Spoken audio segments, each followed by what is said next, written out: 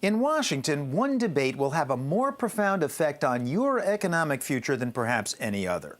The debate over annual federal deficits and the national debt.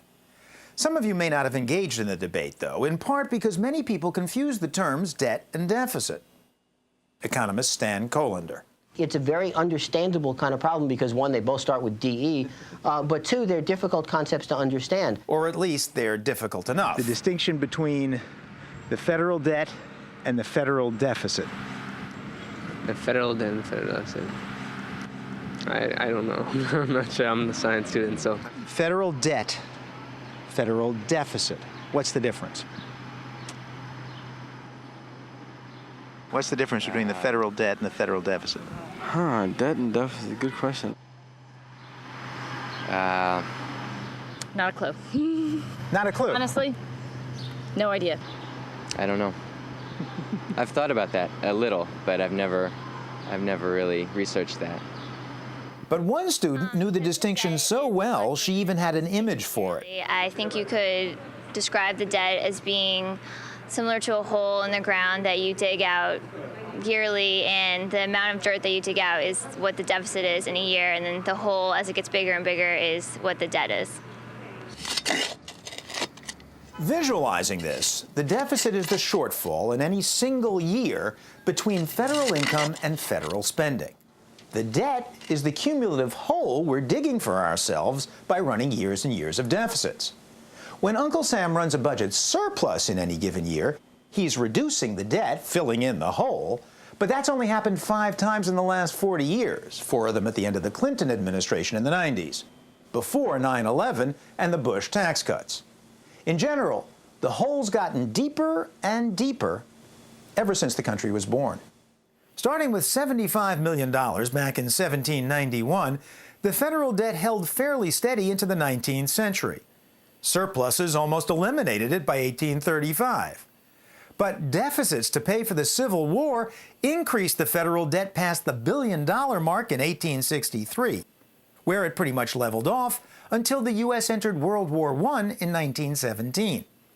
The next big move came with the deficits to pay for World War II, driving the national debt above $200 billion, where it more or less stayed until the 1960s.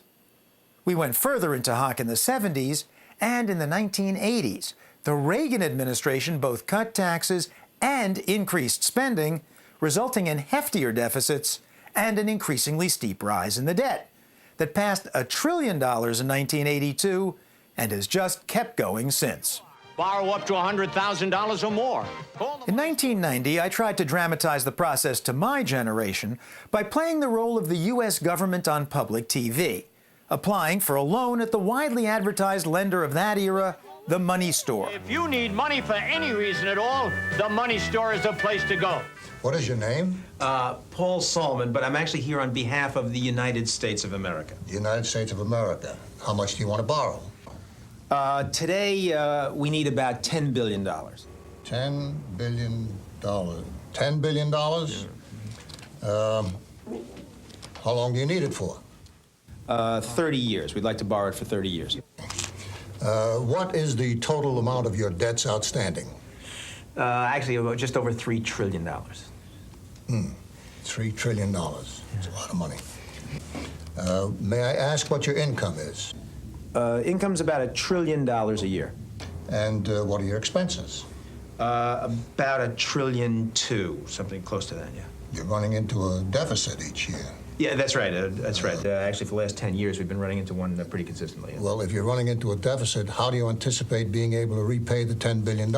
The idea is that over time, expenses would go down, and the economy would grow, and so we'd take in more in taxes and balance the budget, ultimately. Indeed, this is just what defenders of the debt say. Don't look at the absolute amount of debt, the red line. Look instead at this green line, the debt as a percentage of the economy as a whole. Here and historically, the economy is represented by gross national product, or GNP, a close relative of the number we now use, GDP. As you can see, when comparing these two different measures, the debt climb of the last 50 years looks a lot less dramatic.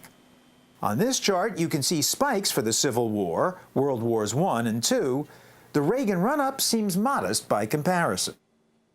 I'll buy whatever you got. I'll buy whatever you got.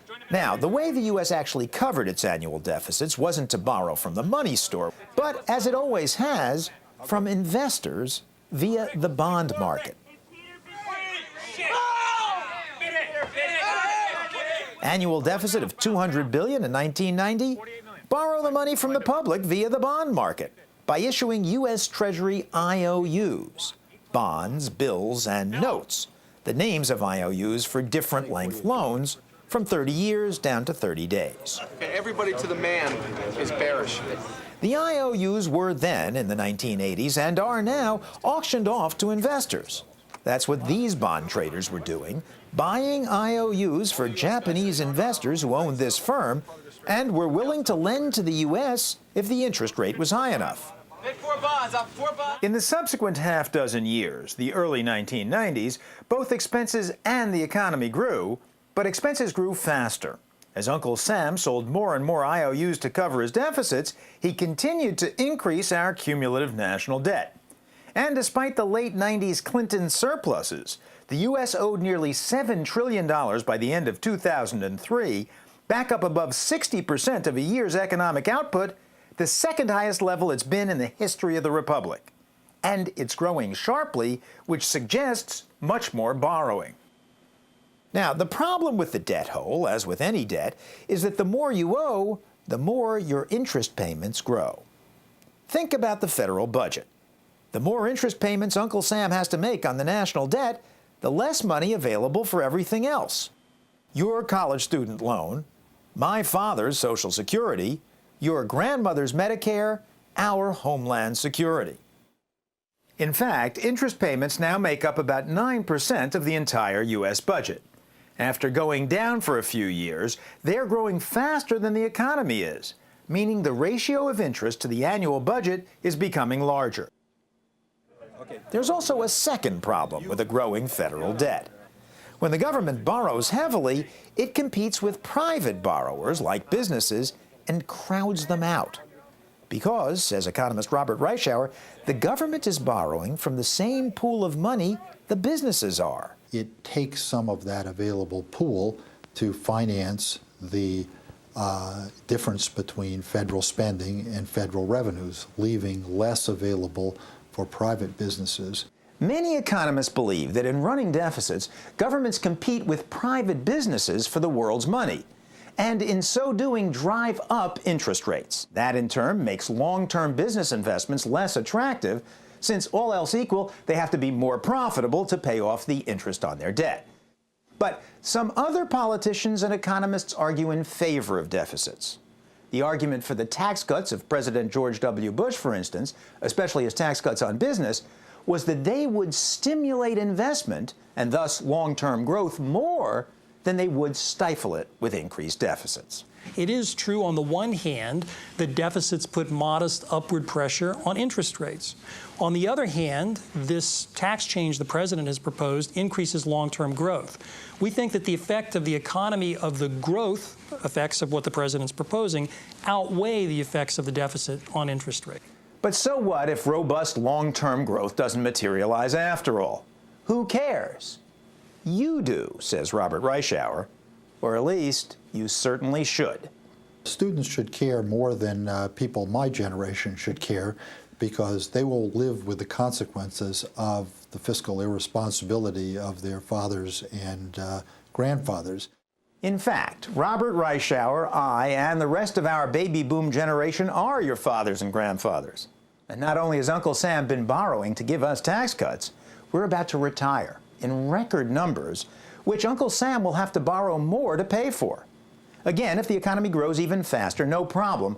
But if it doesn't, interest payments will eat up more and more of the budget, and at some point, your taxes will presumably have to be raised to pay for him and me. Meanwhile, in the time you've been watching this video, the national debt has gone up about $10 million. The hole some $10 million deeper than when we began this about 10 minutes ago.